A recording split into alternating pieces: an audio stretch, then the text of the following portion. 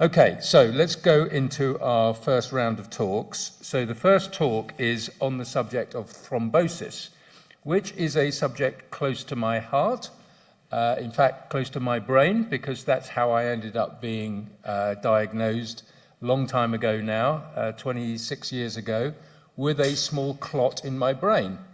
And our first speaker is Dr. Susie Shapiro.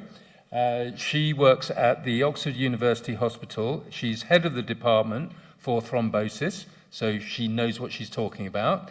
And she's going to give us a talk about the role that thrombosis plays in MPNs. Welcome to the stage, Dr. Shapiro.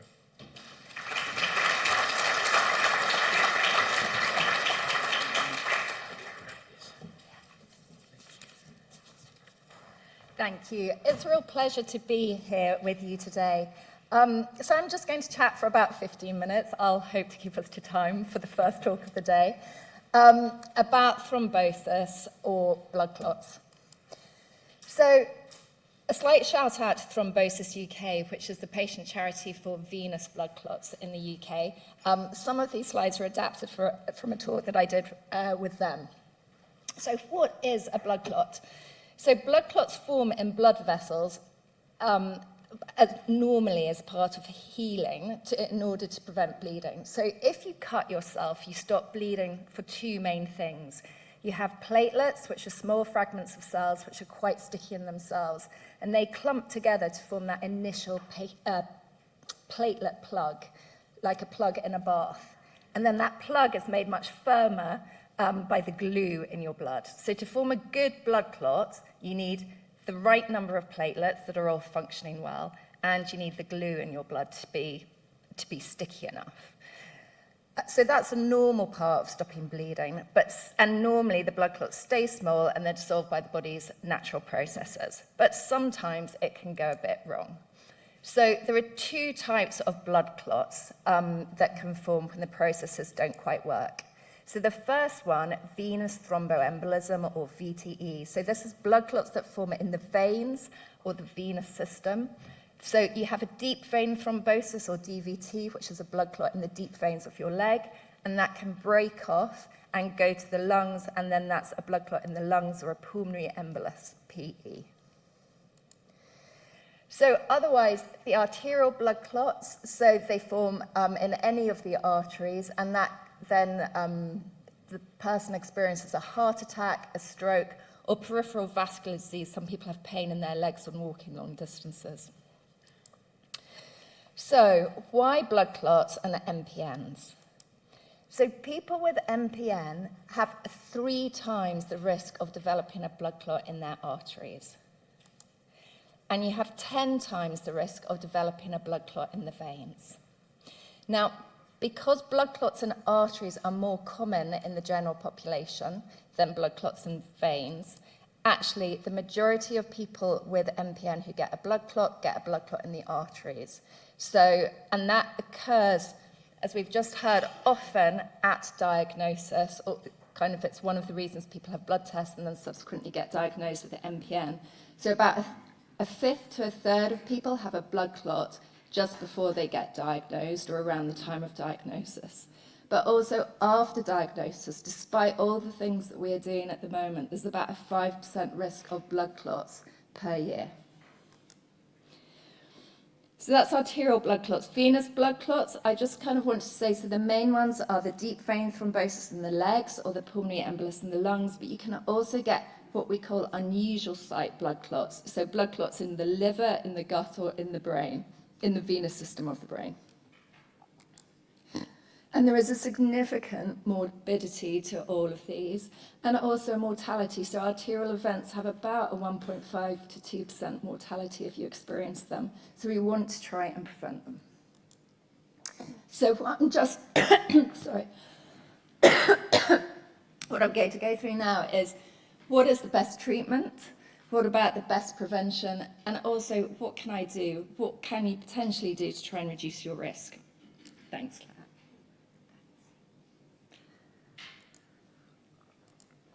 So with treatment, so a venous blood clot, it's uncommon to have immediate surgical procedures. What most people will do is be started on anticoagulation or blood thinners, which reduce the stickiness of the glue in the blood. So there are two main types. There are DOACs, which are a class of drugs, and specific drugs within that are apixaban, rivaroxaban, edoxaban, and dabigatran, or there's the older drug that we've had around for a long time, which is warfarin. So those are all drugs that are good to treat venous blood clots. The DOACs, the top ones, have probably been around for about 10 years now. They're in many ways easy to take, a tablet once or twice a day. They don't require monitoring. Warfarin requires monitoring. The majority of people who have a venous blood clot can be on a DOAC, but not everyone can. It depends on your liver function and your kidney function. But the different options can be discussed with you. So arterial blood clots, immediate surgical procedures are more common, such as if you have a heart attack and it's amenable to having a stent, like a balloon stent, then the cardiologist will do that to try and clear the clot from the artery. And then the mainstay of treatment is antiplatelets, so drugs such as aspirin or clopidogrel. Warfarin is sometimes used for arterial blood clots as well, particularly arterial blood clots in unusual places such as the gut, whereas the DOACs are not suitable as a general rule if you've had an arterial blood clot. So how about primary prevention? So that's trying to prevent a blood clot before someone has one in the first place. So there are different things that your doctor will look at with you. So from an MPN point of view, we think there are key risk factors such as your age, so the older you get, the more likely you are to have a blood clot. Also, the JAK2 mutation is associated with blood clots, and your hemoglobin and hematocrit, if they're very high, that increases your risk as well. So the standard treatments are partly venesection, also hydroxyurea, and starting aspirin. But there are also general cardiovascular risk reduction measures that we should all be doing, and probably we should all get better at doing. I think sometimes as hematologists we can get very focused on the hematology bit, whereas this really requires us either playing the more role of the GP or at least linking in with GP. So we ought to be ensuring everyone has good blood pressure control, good cholesterol control, weight, so an ideal body weight, and non-smoking and regular exercise. All of that will help reduce your risk of heart disease. What about venous blood clots? So there's not so much that one can do there, but we can certainly avoid things where possible. So estrogen, systemic estrogen, increases your risk of having a blood clot. So we would advise avoiding the combined oral contraceptive pill for young women. For older women, then standard HRT also increases the risk of thrombosis, but patch HRT would be fine. Surgery is a high-risk time for having a blood clot, so you could be considered, we often give people heparin injections under the skin to reduce the risk of having a blood clot following surgery. So we can consider at least doing that and or doing it for a little bit longer in people with MPN. So the other thing is to recognize the signs and symptoms of a blood clot and then go and see a doctor early if you think you're experiencing these. So these are things to be aware of for having a venous blood clot.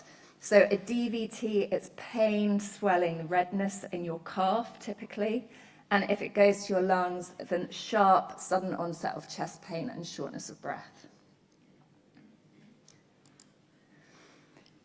A stroke, so you may well have seen the NHS campaign for stroke, which is FAST. So, and this was done in conjunction with the Stroke Association and the British Heart Foundation.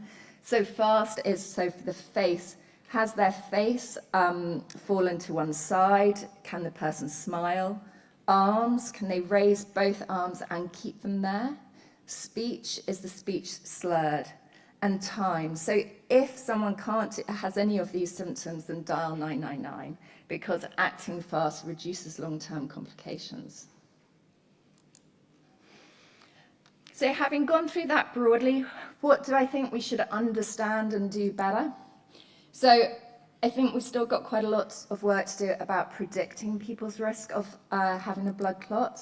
So really what we want to do is get better at predicting those who have the highest risk and then do interventions for them, and also predicting better who is at the lowest risk and then not doing interventions for them. Because each intervention we do, such as with aspirin or anticoagulants, increases the risk of bleeding. So we don't want to expose people to unnecessary treatments. So some research that we've just started doing locally in Oxford with myself and Adam Mead, who's talking to you later. There's a new heart scanner in Oxford that uses quite a low dose of radiation, and so we will ask 100 of our local patients, we will calculate their cardiovascular risk scores, and they will have a heart scan, and we will compare the arterial blood vessels in people with MPN compared to the general population to look at the furring of the arteries, to look at the inflammation around that, to have a look to see if it looks a similar process to people without MPN, or if it looks different. And if it looks different, then we need to be understanding that process better. And sharing knowledge and championing. So for example, the cardiovascular risk assessments that your GPs will do and that we do in the hospital do not currently include MPN and blood cancers. But there is a new score that has research that suggests we should be doing, rather than something called the Q-risk-3, the update should be the Q-risk-4, because the latest research has shown that people with blood cancers have 2 times the risk of arterial disease compared to people without, and that should be included in the standard score that everyone does, including GPs. And that is likely to come in quite soon. And getting the treatment right.